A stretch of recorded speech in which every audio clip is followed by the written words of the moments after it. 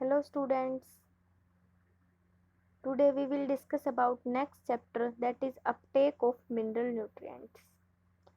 पिछले चैप्टर में हमने पढ़ा था न्यूट्रिएंट्स कितने टाइप्स के होते हैं, माइक्रो न्यूट्रिएंट्स, मैक्रो न्यूट्रिएंट्स। अब हम पढ़ेंगे कि जो ये न्यूट्रिएंट्स हैं ये सोयल सरफेस से, सोयल जो पार्टिकल्स हैं कोलाइडल पार्टिकल्स वहाँ से किस तरीके से ये रूट के सरफेस पे जाते हैं, तो इसको हम इस चैप्टर में डील करेंगे। तो सोयल हमारा चीफ सोर्स है मिनरल न्यूट्रिएंट्स का फॉर प्लांट के लिए। कार्बन, हाइड्रोजन और ऑक्सीजन जो होता है वो प्लांट को सप्लाई होता है through air in the form of carbon dioxide, oxygen and water vapour की फॉर्म में। But most of the plant जो एब्जॉर्ब करते हैं मिनरल न्यूट्रिएंट्स को वो करते हैं सोयल से with the help of their root and translocate them to different part of the plant through the xylem. इन सोयल में जो मिनरल्स होते हैं वो मेनली थ्री फॉर्म्स में प्रेजेंट होते हैं। First is dissolve in the form of dissolved ions, second is absorb on the root surface area in the surface area of the colloidal soil particle, that means जो soil के particle हैं उनके surface के ऊपर present होते हैं। Third is chemically combined to form the complex inorganic and organic compound, that means जो soil के अंदर chemicals हैं उनके साथ में क्या bind करके मिलेंगे तो उसको बोलते हैं chemically combined form। तो फर्स्ट टू फॉर्म है मिनरल की, दैट इज जो एक तो आपका डिजोल्व फॉर्म में है सोयल सॉल्यूशन के अंदर, और सेकंड जो कोलोइडल सोयल पार्टिकल उनके सरफेस के ऊपर है, ये इजीली प्लांट इनसे अपटेक कर पाता है। लेकिन जब प्लांट जो होता है जो एलिमेंट है वो केमिकली कंबाइंड फॉर्म में अगर प्रेजेंट होता है तो फिर प्लांट को क्या होता है मिनरल्स को रिलीज करना पड़ता है उन कंपाउंड से, उसको ब्रेक डाउन करके। तो केमिकली अवेलेबल कैटायंस जो होते हैं ना, मोस्ट कॉमन जो अवेलेबल होते हैं common available cation that is K positive, magnesium ion, calcium ion, iron ion, manganese, copper ion and zinc ion. जबकि एनायन जो होते हैं phosphorus, sulphur, boron, molybdenum, chlorine ion जो प्रेजेंट होते हैं। नाइट्रोजन जो अक्कर होती है in both cation and anion दोनों फॉर्म में होते हैं। कैटायन फॉर्म में अगर आप बात करोगे तो NH4 पॉजिटिव की फॉर्म में, और एनायन फॉर्म की बात करते हो तो नाइट्रेट एंड नाइट्राइट की फॉर्म में प्रेजेंट होती है आपकी नाइट्रोजन। अब है जो रूट है वो एज ए एब्जॉर्बिंग सरफेस का काम करेगी प्लांट के अंदर। जो सोयल से कौन लेगा अपटेक, कौन करेगा मिनरल्स का, न्यूट्रिएंट्स का, रूट करेगी। तो प्लांट पोजेस करता है सरप्राइजली एक्सटेंसिव रूट सिस्टम, मतलब बहुत अच्छा वेल डेवलप रूट सिस्टम होता है प्लांट के पास में। तो प्लांट का जो रूट है, रूट का भी अलग अलग एरिया से अलग अलग मिनरल न्यूट्रिएंट्स है वो एब्जॉर्ब किए जाते हैं। मेनली जो होता है रूट हेयर जोन्स होते हैं जो एब्जॉर्ब करते हैं। तो जो एब्जॉर्प्शन होता है आपका किसका, पोटेशियम का, एल्यूमिनियम का, फॉस्फोरस का, ये एब्जॉर्ब किए जाते हैं पूरी entire surface of the root से। जबकि जो आपका कैल्शियम है ये एब्जॉर्ब किया जाता है apical 3 centimetre portion of the root से। ठीक है भाई। नेक्स्ट है जो आपका इसमें दिखा रखा है जो आपके कैटायंस हैं, ये कैटायन किस तरीके से एब्जॉर्ब होते हैं। जैसे ये कोई एक क्ले माइसिल है, इसके ऊपर कैटायन ऐसे प्रेजेंट थे, तो यहाँ से जैसे ही मान लो एसिड रेन होती है तो क्या होगा, एसिड रेन में H पॉजिटिव आयंस होते हैं, तो H positive ions in cations को रिप्लेस कर देते हैं। जो सोयल पार्टिकल उनके ऊपर H पॉजिटिव आयन चले जाएंगे और सोयल पार्टिकल से आपके जो कैटायंस हैं ये रिलीज हो जाएंगे, देन इन आयंस को आपकी रूट एब्जॉर्ब कर लेगी। नेक्स्ट है आपका soil as a nutrient reservoir. हम सोयल को न्यूट्रिएंट रिजर्वर क्यों बोलते हैं, तो कुछ प्रॉपर्टी है मेनली जिनकी वजह से हम इसे क्या करते हैं सोयल को रूट न्यूट्रिएंट का रिजर्वर बोलते हैं। तो फर्स्ट मोस्ट इम्पोर्टेंट है लार्ज सरफेस एरिया। जो आपके कोलाइडल पार्टिकल्स हैं इनका सरफेस एरिया जो होता है लार्ज होता है। जो colloidal particles provide an incredible large surface area for interaction with mineral element in the soil. Next है आपका प्रेजेंस ऑफ द चार्ज। जो आपके कोलाइडल पार्टिकल्स हैं इनके ऊपर नेगेटिवली चार्ज होता है भाई। नेगेटिव चार्ज होने की वजह से ये इजीली पॉजिटिव आयंस के साथ में बाइंड कर पाते हैं। तो negatively charge arise by ionisation of alumina, silicon and expose कर देते हैं। ये जो इसके साथ नेगेटिव नेगेटिव रिपेलेंट करेगा तो COO negative ion, OHO hydroxyl ion colloidal से ये एक्सपोज हो जाते हैं। इनके साथ में क्या करेगा, आपका पॉजिटिव चार्ज आके बाइंड कर जाएगा और एक कंबाइंड फॉर्म में एग्जिस्ट करेंगे आपके एलिमेंट्स। थर्ड है भाई आपका binding of the ion. Ion जो है वो डिफरेंट आयन डिफरेंट जो चार्ज के अकॉर्डिंग बाइंड करते हैं कोलाइडल पार्टिकल्स के ऊपर। तो स्मॉलर जो साइज होगा आयन का वो मोर टाइटली बाउंड करेगा पार्टिकल्स के साथ में। तो इसको हम जो बाइंडिंग करता है ये कोलाइडल पार्टिकल के साथ में, इसको हम बोलते हैं binding affinity of that particular element. तो बाइंडिंग एफिनिटी सबसे ज़्यादा होती है एल्यूमिनियम 3 पॉजिटिव की, Al3 पॉजिटिव आयन की, एंड किसकी, उसके बाद होती है H पॉजिटिव आयन की, उसके बाद है calcium ion, then magnesium, then potassium ion, उसके बाद आपकी अमोनिया। पोटेशियम एंड अमोनिया की आपकी इक्वल जो बाइंडिंग एफिनिटी होती है। देन है सोडियम आयन, तो सबसे कम बाइंडिंग एफिनिटी है सोडियम आयन्स की। ये आयन्स की जो एफिनिटी है इनको लाइन वाइज इसी तरीके से याद कर लेना, ऑर्डर के फॉर्म में ये पेपर में पूछी जाती है। देन है आपका आयन एक्सचेंज। आयन एक्सचेंज है ये कैसे है भी, जैसे जितनी ज़्यादा आयन जो एलिमेंट है जो आयन है जिसकी ज़्यादा बाइंडिंग एफिनिटी होगी वो उतना ही सबसे लास्ट में एक्सचेंज होएगा। लाइक आपका एल्यूमिनियम है, इसकी बाइंडिंग एफिनिटी सबसे ज़्यादा, दैट मीन्स ये स्ट्रॉन्गली कोलाइडल पार्टिकल्स के साथ में बाइंड किए हुए हैं। तो ये इसको मतलब जब हमें कोलाइडल पार्टिकल से इसको रिमूव करना होगा, हटाना होगा वहाँ से, तो ये सबसे लास्ट में हटेगा। सबसे पहले जो सोडियम है इसकी बाइंडिंग एफिनिटी सबसे कम है, दैट मीन्स ये इजीली रिमूव हो जाएगा कोलाइडल पार्टिकल्स के सरफेस से। नेक्स्ट है आपका एज ए रिजर्वर, मतलब सोयल आपका रिजर्वर की तरह एक्ट करते हैं। मतलब मेनली जो आपके मिनरल्स वगैरह वो सब सोयल्स के अंदर प्रेजेंट होते हैं कोलाइडल पार्टिकल्स के साथ में। तो कोलाइडल पार्टिकल से हम क्या करते हैं, उनको एक्सचेंज करवा लेते हैं रूट के सरफेस के ऊपर। अदर नहीं तो क्या होगा, कभी कभी लीचिंग के प्रोसेस से वो कोलाइडल पार्टिकल से सॉल्यूशन की फॉर्म में सोयल के अंदर सरफेस में चले जाएंगे। ठीक है। नेक्स्ट है आपका कुछ थ्योरीज हैं भी। अब ये मीन जैसे हमने अभी यहाँ पर पढ़ा है कि सोयल है, न्यूट्रेंट है, तो ये जो रिजर्वेयर है कोलाइडल जो पार्टिकल्स हैं इनके ऊपर जो आपके मिनरल एलिमेंट्स लगे हुए हैं इनको रूट कैसे अपने सरफेस के अंदर लेके जाएगी। रूट मेनली किसी सेल से मिलके बनी हुई है, तो प्लाज्मा मेम्ब्रेन से सेल के अंदर ये एलिमेंट किस फॉर्म में क्या करते हैं, एंटर करते हैं, उसके लिए कुछ पर्टिकुलर थ्योरी दी गई है। तो इन थ्योरीज को हम पढ़ेंगे पैसिव एब्जॉर्प्शन या एक्टिव एब्जॉर्प्शन। मेनली 3 फॉर्म में इसको सब डिवाइड किया गया, simple diffusion, facilitated and active transport. First हम डील करेंगे आपके passive diffusion. Passive diffusion that means passive absorption. Passive का मतलब क्या होता है, वो एब्जॉर्प्शन जो किसकी, विदाउट एनर्जी, जो प्लांट क्या करते हैं, एनर्जी यूज किए बिना ही अपटेक कर लेते हैं, that is known as your passive absorption. Then है आपका इसमें आपको डिवाइड किया गया पैसिव एब्जॉर्प्शन को, that is simple diffusion. First है आपका सिंपल डिफ्यूजन। सिंपल डिफ्यूजन में क्या होगा, मूवमेंट होएगी भी सोल्यूट पार्टिकल की from a region of higher concentration to a region of lower concentration. मतलब जहाँ पर वो सोल्यूट पार्टिकल ज़्यादा है वहाँ से जहाँ पर वो सोल्यूट पार्टिकल कम है उस रीजन की तरफ क्या है, मूवमेंट होएगी आयंस की। तो energy of the force of this transport come from कहाँ से, chemical potential gradient of the solute. Solute की खुद की काइनेटिक एनर्जी होती है जो इसमें यूज़ की जाती है, बाहर से हम किसी भी टाइप की कोई भी एनर्जी सप्लाई नहीं करते हैं।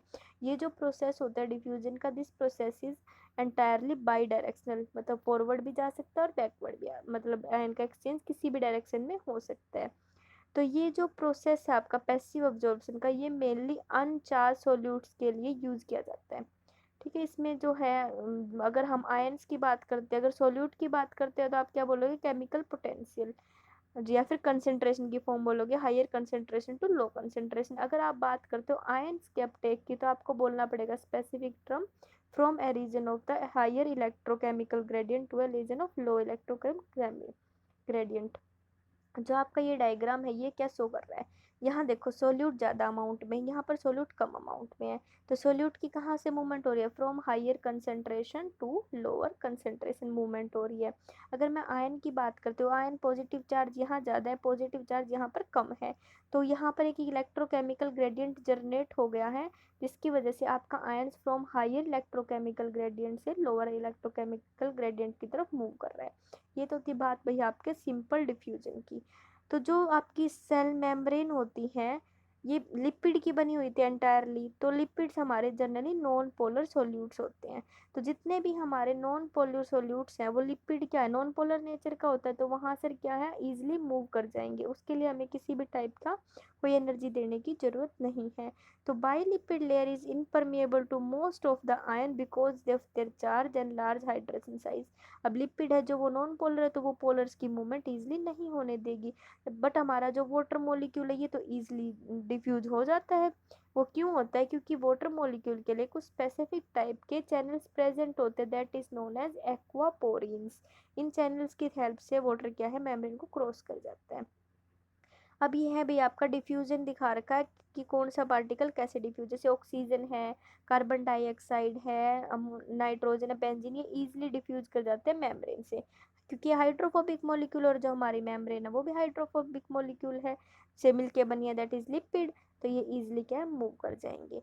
जो small अनचार्ज polar molecule like water, urea, glucose, ये इजीली मूव नहीं करते, थ्रू किसी चैनल के मूव करते हैं। इसी तरीके से ग्लूकोज, सुक्रोज और हमारे आयन से, इनके लिए पर्टिकुलर मैकेनिज्म चाहिए, चैनल या कैरियर प्रोटीन चाहिए, जो इनको क्या करवाएंगे, क्रॉस करवाएंगे। वाटर कैसे कर रहा है, अभी मैंने बताया था ना, एक्वापोरिन से, but without use of energy.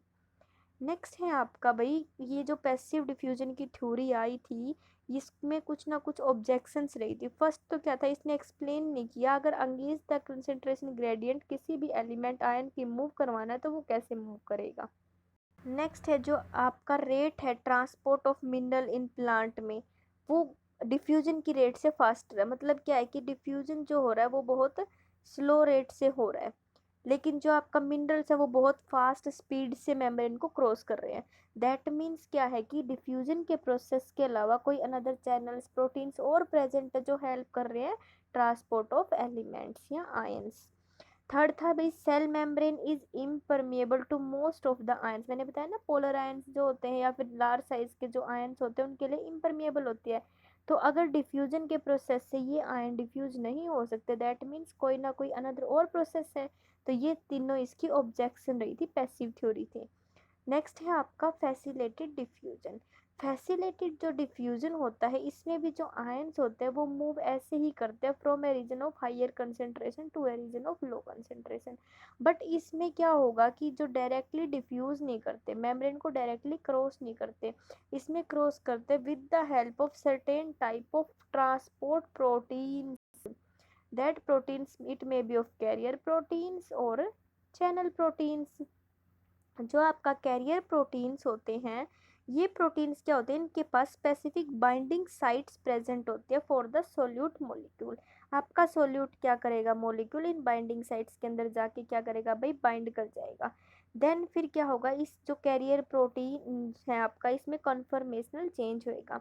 अपर का जो गेट है ये क्लोज हो जाएगा, लोअर गेट ओपन हो जाएगा। लोअर गेट ओपन होने की वजह से जो आपका इसने सोल्यूट आउटसाइड से लिया था अपटेक, यहाँ पर रिलीज कर देगा। रिलीज करने के बाद ये अगेन कन्फर्मेशनल चेंज होगा और अपने फर्स्ट वाली स्टेट को अटेन कर लेगा, ताकि दोबारा से ये सोल्यूट पार्टिकल्स को अपटेक कर सके। इस तरीके से ये क्या करता है भी, मूवमेंट करवाता है आयंस की आपको। तो ये जो हाईली कैरियर सोल्यूट स्पेसिफिक होता है, दैट मीन्स क्या है, ये जिस भी ये जो हमारा कैरियर प्रोटीन है, ये किसी पर्टिकुलर सोल्यूट को ही ट्रांसपोर्ट करवाएगा। तो ये स्पेसिफिक प्रोटीन्स या स्पेसिफिक सोल्यूट्स का ही क्या करवाता है, ये ट्रांसपोर्ट करवाता है from outer side to inner side of the membrane, या फिर इनर टू अपर साइड में।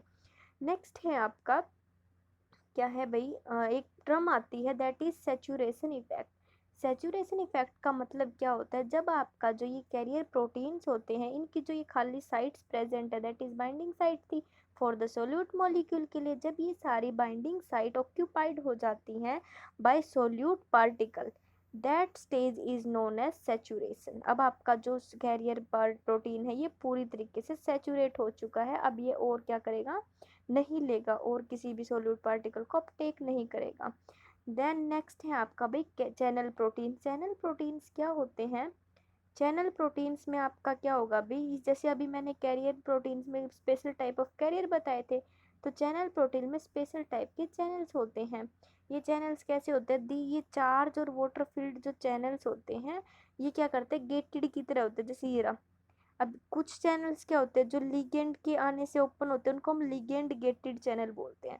बट कुछ ऐसे होते हैं जो क्या ओपन होते हैं मेम्ब्रेन के पोटेंशियल से, that channel is known as electrically gated channel. ठीक है, तो जैसे आपको फर्स्ट दिखा रखा है जैसे वोल्टेज गेटेड चैनल है, तो इसमें क्या होगा, जैसे पॉजिटिव चार्ज बाहर की तरफ जाता है, नेगेटिव अंदर की तरफ जाता है, तो एक क्या है, चैनल जो आयंस का एक डिफरेंस क्रिएट हो गया, मतलब मेम्ब्रेन के अंदर पोटेंशियल जनरेट हो गया। तो पोटेंशियल डिफरेंस की वजह से चैनल ओपन या क्लोज होते हैं। लिगेंड गेटेड में क्या होगा, अभी जैसे पर्टिकुलर आपका लिगेंड आएगा, वो बाइंड करेगा, देन फिर क्या होगा, चैनल ओपन या क्लोज होंगे। इस कंडीशन, इस तरीके से ये चैनल वर्क करते हैं। जब ये ओपन होंगे तो ये ट्रांसपोर्ट कर पाएंगे आयंस को, लाइक यहाँ पर ये दिखा रखा आपको, चैनल जो है आपका ओपन है, लेकिन जब ये क्लोज, ये देखो यहाँ से आयन आपका इजिली मूव कर जाएगा, लेकिन जब क्लोज स्टेट में होगा तब ये क्या करेगा, यहाँ पर चैनल को मूव करने के लिए, आयन को मूव करने के लिए कोई स्पेस नहीं है, तो कोई भी आयन यहाँ से मूव नहीं कर सकता। एक होता है भाई आपका, नेक्स्ट है ion exchange.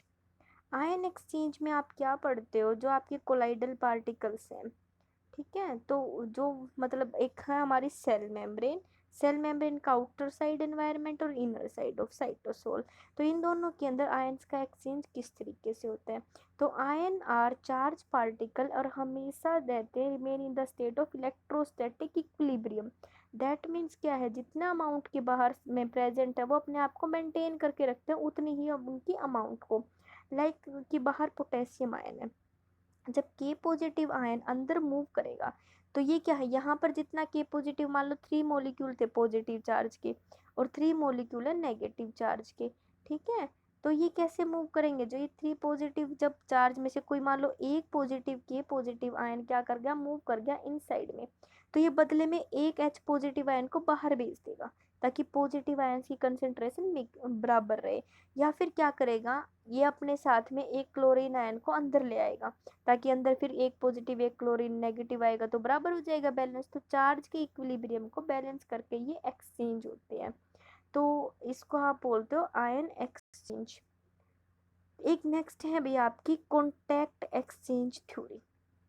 It explain the Uptake of the insoluble cations in exchange from clay particles. इसमें आप कैसे पढ़ते हो कि जैसे ये है, इसमें ऑक्सीलेशन वॉल्यूम में कॉन्सेप्ट आता है, जब क्या होता है हमारी जो these absorb ion are not static but are in the state of oscillation around their absorption. That means क्या है, जैसे ये एक क्ले पार्टिकल है, इसके ऊपर एल्यूमिनियम है, एल्यूमिनियम आयन, इसका मतलब ये नहीं है कि इसके साथ चिपका रहेगा, ये मूव करता रहेगा इतने एरिया के अंदर, जितने एरिया के अंदर ये मूव कर रहा है इसको बोलते हैं इसका ऑक्सीलेशन वॉल्यूम। तो जब दो एलिमेंट हैं, जैसे कि रूट हेयर के ऊपर आपका क्या प्रेजेंट है, पोटेशियम आयन, और क्ले पार्टिकल के ऊपर आपका प्रेजेंट है एल्यूमिनियम आयन, तो इस पोटेशियम आयन का भी कोई अपना एक ऑक्सीलेशन होगा वॉल्यूम, और क्या है, एल्यूमिनियम आयन का भी। जब ये वॉल्यूम आपस में क्या कर रहे हैं, यहाँ पर आके एक्स क्या कर रहे हैं, ओवरलैप कर रहे हैं, तो ओवरलैपिंग पोजीशन की वजह से एल्यूमिनियम आयन क्ले पार्टिकल से हट के रूट हेयर पे चला जाएगा, एंड क्या है, रूट हेयर पे क्या था हमारा पोटेशियम, यहाँ से हट के ये आ जाएगा आपका क्ले सोइल, तो ये एक एक्सचेंज हो गया आयन का। ऐसे ही सोयल के अंदर जैसे मान लो सोयल ने के पॉजिटिव आयन को अपटेक किया तो बदले में एच पॉजिटिव आयन को रिलीज कर दिया, मेंटेन करने के लिए इक्विलिब्रियम को। नेक्स्ट है आपका भाई डोनन इक्विलिब्रियम। डोनन इक्विलिब्रियम क्या होता है, absorption and accumulation of ion inside the cell against their concentration gradient without involvement of energy. मतलब जो है क्या है, सेल एब्जॉर्ब करेगी, एक्यूमुलेट करेगी आयन को सेल के अंदर, अगर सेल के अंदर क्या है वो आयन पर ऑलरेडी ही क्या है हाई कंसेंट्रेशन में प्रेजेंट, तो भी अपटेक करेगी, इसी को तो बोलोगे ना आप अगेंस्ट द कंसेंट्रेशन ग्रेडियंट, लेकिन इसमें आपकी जो एनर्जी का यूज नहीं होता। तो साइटोसोल के अंदर क्या होता है, साइटोसोल अपना फिक्स करके रखती है अमाउंट को, आयंस को, फिक्स्ड और non diffusible ion to cell membrane is not permeable. क्या करते हैं, कुछ आयंस ऐसे होते हैं जिनके लिए सेल क्या है परमिएबल नहीं कर पाती है, तो सेल क्या करते हैं अपने balance, cell fixed ion are kept balance in diffusible ions in opposite charge to maintain करने के लिए ट्रांस मेम्ब्रेन के पोटेंशियल को। जो भी मैंने आपको बताया कि क्या मतलब अगर पॉजिटिव का अपटेक करेगी तो एक पॉजिटिव को बाहर रिलीज कर देगी, या फिर पॉजिटिव के साथ में एक नेगेटिव को अपटेक कर लेगी, ताकि उसका ट्रांस मेम्ब्रेन जो पोटेंशियल है वो मेंटेन रह सके। तो अब आपको डोनन इक्विलिब्रियम विद एग्जांपल समझाया जा रहा है यहाँ पर। इसमें क्या है, इसने बोला है सेल के अंदर मान लो सर्टेन फिक्स्ड अमाउंट में के COO नेगेटिव एनायन प्रेजेंट है, इनको बैलेंस करने के लिए उतने ही के पॉजिटिव कैटायंस प्रेजेंट है सेल के अंदर। तो हम मान लेते हैं कि के पॉजिटिव जो आयंस है वो हाइयर अमाउंट में है आउटर मीडियम से। ये सेल है, इससे आउटर मीडियम में के पॉजिटिव अमाउंट की कंपैरिजन मान लो 5 देखे दिखा रखे इन्होंने, तो अंदर बहुत सारे हैं, तो अंदर सेल के अंदर के पॉजिटिव आयंस की अमाउंट ज़्यादा है। तो हमने देखा यहाँ पर लगा लिया कि के पॉजिटिव आयन जो है वो डिफ्यूज कर जाते हैं सेल से बाहर की तरफ में। तो जैसे ही ये सेल से बाहर की तरफ में डिफ्यूज करेंगे तो जो COO नेगेटिव आयन था उसकी कंसेंट्रेशन सेल के अंदर क्या हो जाएगी भाई ज़्यादा, तो जिसकी वजह से सेल के अंदर नेगेटिव चार्ज डेवलप हो जाएगा और सेल के बाहर पॉजिटिव चार्ज डेवलप हो जाएगा। तो इसकी वजह से सेल क्या हो जाएगी, एक पोटेंशियल क्रिएट हो जाएगा। इस पोटेंशियल को ही आप क्या बोलोगे, डोनन potential. The diffusion of the K positive will leave behind the non-diffusible CO negative ion that create a charge imbalance, the potential difference across the membrane that is known as Donan potential। तो इस condition में क्या होगा, COO ion pull back क्या करेंगे, जो आपके ये COO आयन्स जो यहाँ पर ज़्यादा बच गए हैं ये क्या करेंगे, इन पोटेशियम आयन को वापस लेके आने की कोशिश करेंगे। बट जो बाहर आयन है ये क्या करेंगे, इसको अपने पास में बाहर ही रखे रहने की कोशिश करेंगे। तो यहाँ पर क्या है, इक्वल एंड अपोजिट फोर्स लगेगा, तो उसकी वजह से जो एक इक्विलिब्रियम क्रिएट हो जाता है उसको ही आप बोलते हो डोनन इक्विलिब्रियम।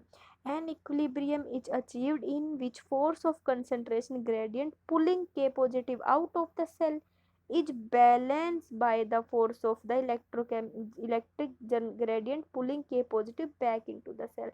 भी जो इन K पॉजिटिव आयंस को क्या कर रहा है, बाहर रख रहा है वो फोर्स, और जो फोर्स इनको वापस लेके आ रहा है वो आपस में बैलेंस कर रहे हैं एक दूसरे को। तो इस कंडीशन में जो इक्विलिब्रियम क्रिएट होता है that is known as Donnan equilibrium. तो Donnan equilibrium tends to accumulate और maintain a high concentration of K positive ion against the concentration gradient। मतलब क्या, यहाँ पर K पॉजिटिव आयन ज़्यादा था, यहाँ कम था, इक्विलिब्रियम की वजह से ये कभी बाहर से इसको वापस में अंदर ले आएगा। तो इस कंसेप्ट को आप अच्छे से पढ़ लीजिएगा, डोनन इक्विलिब्रियम पे क्वेश्चंस आते हैं। नेक्स्ट एक्टिव ट्रांसपोर्ट के बारे में हम आगे स्टडी करेंगे। Thank you so much.